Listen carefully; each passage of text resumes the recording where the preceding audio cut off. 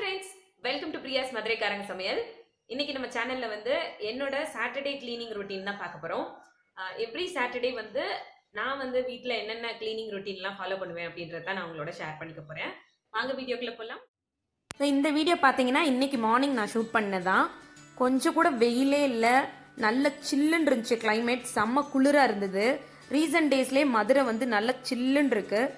மதுரையிலாம் இருக்குமா அப்படின்ற அளவுக்கு செம்மையான கிளைமேட்டாக இருக்குது. ஸோ நல்லா சுட சுட ஒரு டீ போட்டு குடிச்சிட்டு என்னோடய மார்னிங் ஒர்க்கை வந்து ஸ்டார்ட் பண்ணிட்டேன். வீக்கெண்டில் பார்க்கக்கூடிய இந்த ரொட்டீன் ஒர்க்கெல்லாம் வந்து மேக்ஸிமம் நிறையவே முடிச்சிருவேன். குளிச்சுட்டு பிரேக்ஃபாஸ்ட் எடுக்கிறதுக்கு முன்னாடி கொஞ்சம் வேலையை முடிச்சிருவேன். பிரேக்ஃபாஸ்ட் எடுத்துகிட்டு அதுக்கப்புறம் கொஞ்சம் ரெஸ்ட் எடுத்ததுக்கப்புறமா திருப்பி மிச்சம் இருக்க வேலையெல்லாம் முடிச்சிருவேன். டஸ்டிங் பண்ணுறதுக்கு யூஸ் பண்ணுற இந்த ப்ரஷ் இருக்கு இல்லையா, அதை நான் ரீசெண்டாக டிமார்ட்டில் தான் வாங்கினேன். இது ரொம்பவே ஹெல்ப்ஃபுல்லாக இருக்குது. இது நல்லா எக்ஸ்டெண்ட் பண்ணிக்கிற மாதிரி ஆப்ஷனும் கொடுத்துருக்காங்க. ஸோ நல்ல ஹைட்டான சீலிங்லலாம் வந்து யூஸ் பண்ணுறதுக்கு ஈஸியாக இருக்கும். நம்ம வந்து கீழே ஸ்டூல் சேர் எதுவும் போட தேவையில்லை, அப்படி அதை எக்ஸ்டெண்ட் பண்ணிவிட்டு யூஸ் பண்ணிக்கிற மாதிரி இருக்குது. இதோட ப்ரைஸும் பார்த்திங்கன்னா ரொம்ப கம்மி தான், 149க்கு வாங்கினேன். டஸ்டிங் முடிச்சதுக்கப்புறமா பார்த்திங்கன்னா கிச்சன் கவுண்டர் டாப் வந்து டீப் க்ளீன் பண்ணுற வேலை இருந்தது. நான் எப்போவுமே வந்து வீக் டேஸில் சமையல் முடித்த உடனே ஈர துணி வச்சுட்டு கவுண்டர் டாப்பை ஃபுல்லாக க்ளீன் பண்ணிடுவேன். பட் இருந்தாலும் வீக் எண்டில் வந்து ஒரு டீப் க்ளீன் பண்ணிட்டேன் அப்படின்னா எனக்கு ரொம்ப திருப்தியாக இருக்கும். கிச்சன் வந்து பார்க்குறதுக்கு நல்லா நீட்டாகவும் இருக்கும்.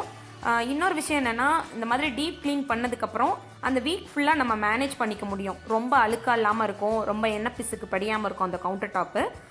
சும்மா நம்ம நார்மலாக அந்த ஈர துணி வச்சு தொடச்சிக்கிட்டாலே அந்த வீக் ஃபுல்லாக நம்ம க்ளீனாக வச்சுக்க முடியும். அந்த டீப் க்ளீன் பண்ணுறது பார்க்குறதுக்கும் நல்லா நீட்டாக இருக்கும்.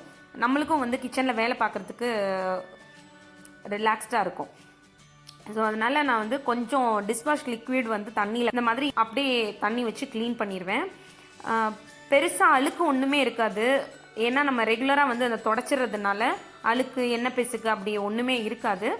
ஸோ அதனால் நம்ம லைட்டாக அந்த மாதிரி க்ளீன் பண்ணிக்கிட்டால் போதும். ஸ்க்ரப்பர் அது இதுன்னு வச்சு தேய்ச்சிட்டு இருக்க தேவையில்லை. ஏன்னா அப்பப்போ வந்து எண்ணெய் பிசுக்கு படியுது இல்லை ஏதாவது சிந்திருச்சுன்னா உடனே க்ளீன் பண்ணிட்டோன்னா இந்த மாதிரி நம்ம டீப் க்ளீன் பண்ணும்போது நம்மளுக்கு ரொம்பவே ஈஸியாக இருக்கும், டைம் சேவிங்கும் ஆகும். என்னோட மேரேஜ்க்கு அப்புறமா இருந்தே நான் இந்த ரொட்டீனை ஃபாலோ பண்ணிட்டு வரேன். ஏன்னா அந்த டைமில் வந்து ஸ்டார்டிங்கில் என்னால் எந்த வேலையை எப்போ பண்ணுறது அப்படின்னு சொல்லிட்டு கொஞ்சம் மேனேஜ் பண்ணுறதுக்கு கஷ்டமாக இருந்துச்சு. அதுக்கப்புறம் இருந்து தான் நான் வந்து வீக்கெண்டில் இந்த ஒர்க்லாம் முடிக்கணும், மந்த் எண்டில் இந்த ஒர்க்லாம் முடிச்சிடணும் அப்படின்னு சொல்லிட்டு ஒரு ஷெட்யூல் போட்டு வச்சுப்பேன். நோட்டில் வந்து நோட் பண்ணி வச்சுருப்பேன். அதை அப்படியே ஃபாலோ பண்ணிகிட்டே வரும்போது கொஞ்ச நாளைக்கு அப்புறம் வந்து நான் அந்த நோட் பார்க்க தேவையே இல்லை.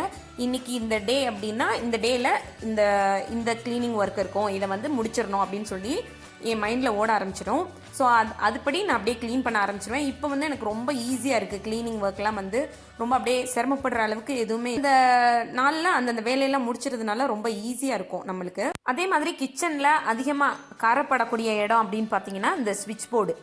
இது வந்து நம்ம அடிக்கடி யூஸ் பண்ணிட்டே இருக்கிறதுனால டக்குன்னு வந்து அழுக்காயிடும். ஸோ அதை க்ளீன் பண்ணுறதுக்கு வந்து ஒரு சின்ன காட்டன் பால் இல்லைன்னா காட்டன் கிளாத்தில் தேங்காய் எண்ணெய் வச்சுட்டு இந்த மாதிரி தொடச்சி எடுத்துட்டோம் அப்படின்னா நீட்டாக இருக்கும் பார்க்குறதுக்கு. அடுத்ததாக வந்து மிக்சியும் இண்டக்ஷனும் வந்து ஒரு டீப் க்ளீன் பண்ணி வச்சுக்குவேன். ஸோ நம்ம வீக் டேஸில் வந்து இந்த மாதிரி ஈர துணி வச்சு துடைக்கிறதோடு சரி, அதுக்கப்புறம் வீக்கெண்டில் தான் இந்த மாதிரி ஒரு டீப் க்ளீன் பண்ணி வச்சுக்குவேன். அந்த மாதிரி டீப் க்ளீன் பண்ணும்போது சின்ன சின்ன இடங்கள் இருக்கும் இல்லையா அந்த மிக்சியில், அந்த மாதிரி இடத்துல எல்லாம் இருக்கக்கூடிய அழுக்கெல்லாம் வந்து நல்லா க்ளீன் ஆகி வந்துடும். அதுக்கு வந்து ஏர்பட்ஸ் தான் யூஸ் பண்ணுவேன். இந்த மாதிரி நம்ம வந்து கை வச்சு அந்த இடத்துல க்ளீன் பண்ண முடியாது, அதே மாதிரி ஸ்க்ரப்பரும் வச்சு தேய்க்க முடியாது. ஸோ ஏர்பட்ஸ் வச்சு இந்த மாதிரி குட்டி குட்டி இடங்கள்லாம் வச்சு க்ளீன் பண்ணிக்கலாம். சோப் தண்ணி வச்சு நல்லா க்ளீன் பண்ணதுக்கப்புறமா ஒரு ஸ்பஞ்ச் வச்சு இந்த மாதிரி தொடச்சி எடுத்துகிட்டு அதுக்கப்புறம் ஒரு ட்ரையான கிளாத் வச்சோ இல்லை டிஷ்யூ பேப்பர் வச்சோ ஒரு வாட்டி தொடச்சி எடுத்துருவேன். ஸோ தட் நல்லா க்ளீனாக இருக்கும் மிக்சி பார்க்குறதுக்கு. அடுத்ததாக வந்து இண்டக்ஷன் க்ளீன் பண்ணணும். அதுக்கும் வந்து நான் சோப் லிக்விட் தான் யூஸ் பண்ணுறேன். நான் இண்டக்ஷன் வாங்கினதுலேருந்து இப்போ வரைக்குமே அது வச்சு க்ளீன் பண்ணிகிட்ருக்கேன். நல்லா நீட்டாகவும் இருக்கும். இண்டக்ஷனை பொறுத்த வரைக்கும் நம்ம கவுண்டர் டாப்பில் வைக்கிறோம் அப்படின்னா கவுண்டர் டாப் வந்து நல்லா க்ளீனாக இருக்க மாதிரி பார்த்துக்கணும். தூசி அதிகமாக இருக்க இடத்துல இதை வச்சோம் அப்படின்னா நம்ம ஆன் பண்ணதும் அந்த ஃபேன் ஓடும் இல்லையா, இண்டக்ஷனோட ஃபேனு கீழே இருக்க அந்த தூசியை ஃபுல்லாக உள்ளே இழுத்துட்டு வந்துடும். அதனால சில டைம் வந்து ரிப்பேர் ஆகிறதுக்கும் சான்சஸ் இருக்குது. ஸோ அதை மட்டும் கொஞ்சம் கவனமாக பார்த்து வச்சுக்கிறது நல்லது. ஸோ இப்போ பார்த்தீங்கன்னா கவுண்டர் டாப் வச்சு அடுத்ததாக வந்து ட்ரெஸ்ஸிங் டேபிள் வந்து க்ளீன் பண்ண வேண்டியது இருக்குது.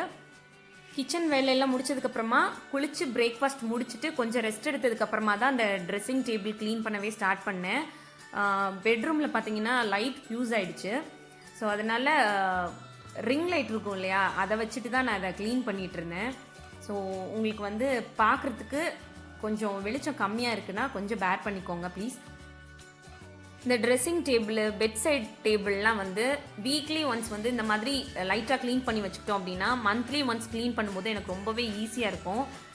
நீங்கள் இப்போ தான் புதுசாக நியூலி மேரீடாக இருக்கீங்க, உங்களுக்கு வீட்டில் இருக்க வேலைங்கள்லாம் வந்து புதுசாக இருக்கும் அப்படின்னா உங்களுக்கு கம்ஃபர்டபுளுக்கு தகுந்த மாதிரி அந்த வேலைகள்லாம் வந்து பிரித்து பண்ணிங்க அப்படின்னா கொஞ்சம் ஃப்ரீயாகவும் இருக்கும், டென்ஷன் இல்லாமல் பார்க்கலாம்.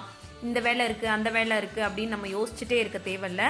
வீக்லி ஒன்ஸ் இந்த வேலையெல்லாம் பண்ணணும், மந்த்லி ஒன்ஸ் இந்த வேலையெல்லாம் பண்ணணும் அப்படின்னு நம்மளே வந்து பிரித்து வச்சுக்கிட்டோம் அப்படின்னா ரொம்ப ஈஸியாக இருக்கும் வேலை, டென்ஷன் இல்லாமல் பார்க்கலாம்.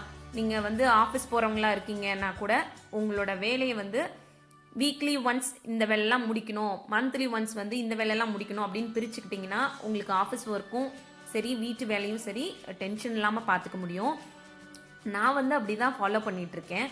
என்னோட வீக்லி ஒன்ஸ் பார்க்கக்கூடிய வேலைகள்லாம் வந்து அந்த வீக் கண்டிப்பாக எப்படின்னாலும் முடிச்சிருவேன். இன்கேஸ் என்னால் டே வந்து இந்த வேலையை முடிக்க முடியல, ஏதாவது அன்எக்ஸ்பெக்டடாக வேறு ஏதாவது ஒரு வேலை வந்துருச்சு அப்படின்னா முடிஞ்ச வரைக்கும் சண்டேவே அதை முடிச்சிருவேன்.